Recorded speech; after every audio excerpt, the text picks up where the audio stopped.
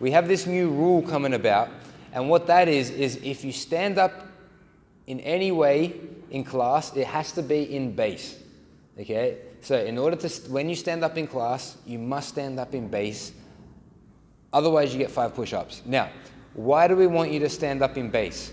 A few very important reasons.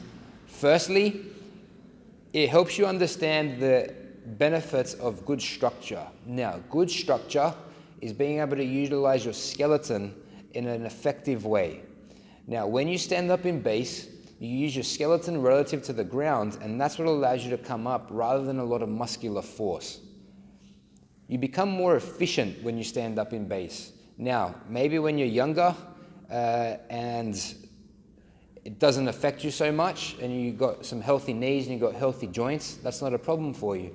But as you get older, maybe your knees start getting a little bit creaky and you've got bad shoulders the way I do, then understanding how to stand up becomes very important. Even as an elderly person, same thing applies. If you come down, it becomes very hard for you to come up. So that's why we're super inspired to create good habits. And good habits are things that you do without even thinking about it. So standing up in base, you're on the ground here, okay, and you're sitting on your butt. Now, one thing you're going to think about doing is the right hand's going to come to the ground, and that's going to be along with your left foot that comes into the ground as well, okay? Just right here. Now, you want to think about where your ankle is relative to your knee, okay, and where your wrist is relative to your shoulder. Because as we're saying, structure is critical. So if I bring my wrist further out than my shoulder, that's a different structure than this. Just as whether my foot comes further away from my hip is going to affect the structure. And we can talk about the angle of your knee as well. So if you bring your ankle closer in so it's underneath your knee, then that's going to help you right there. Now, it could also be the other way. You could also be your left hand with your right leg into the ground. Either way, just think about the diagonal. So then from here, what you're going to do, I'll come off to the side, is you're going to press into the ground with your foot and your hand, and you're going to think about lifting up your hip towards the ceiling. Okay? Your hip starts to come up, and it's not your hip coming up this way. Okay? Because that's going to be a bridge coming forward. It's not what I want. If my right hand's on the ground, I want the right side of my hip to come up towards the ceiling. Okay? So in this case, up like that. Now, when I've brought my right hip up towards the ceiling, it's going to be my right leg that's light and loose, and I can use that to maneuver, and I'll bring it behind this hand. So what I mean is, when I lift up my hip, this leg is free, because all the weight's on this leg and this arm. So now from here, I can bring my heel to my hip, turn, and that's going to be the base. So look at this base, here. Okay, we can go back down, hand comes down, lighten your leg, bring it through that gap, and I'm back here.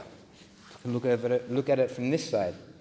Okay, knee relative to ankle, wrist relative to shoulder. Lift this side up of your hip, now bring that leg back, and that's me standing up in base.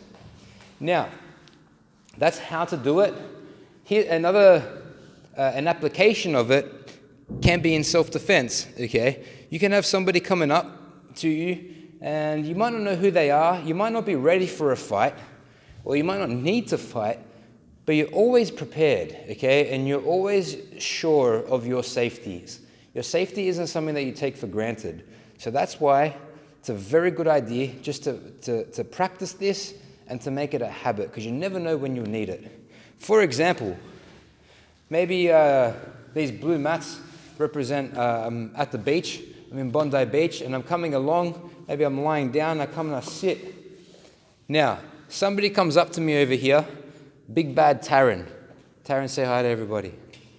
Okay, here is way too close. So what I wanted to do is I will bring my foot, okay? If this person's too close there, okay, step back a little bit, Taryn. So this is a good situation and a good distance for me to come up.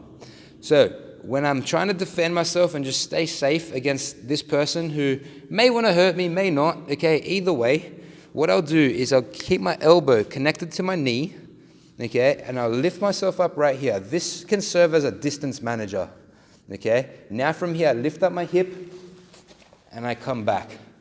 And in that situation, I'm safe here. And from here, if he starts running at me, I can frame, okay? And I can keep my hands up and I can protect myself. So if we see that again, we're here, up. Look, here's the next part.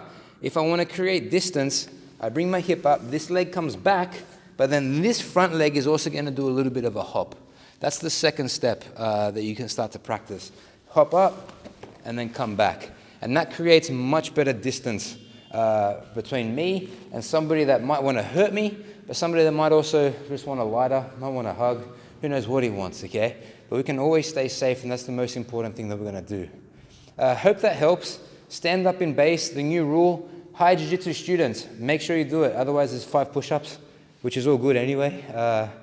Always trying to create good habits, and practicing Jiu-Jitsu on the mat and off the mat is something that we're always focused on doing. Thanks very much, guys. Any questions, leave them in the comments. Cheers.